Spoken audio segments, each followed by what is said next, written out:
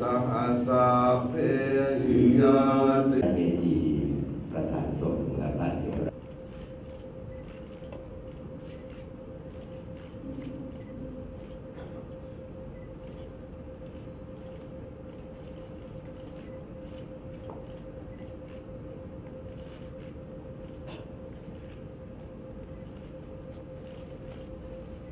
แห่งพระบรมราชจักรีวงศ์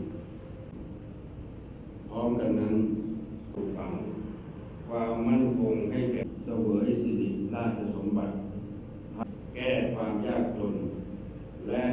ป้องด้วยการสร้างสรรค์วัฒนธรรมทุกสาขาและประสงค์นิกรชาวไทยทุกหมู่ว่าแก่ช่างรุ่นต่อมาพระราชสมัญญาว่าพระบาทเพื่อทรงแนะนำส่งเสริมการ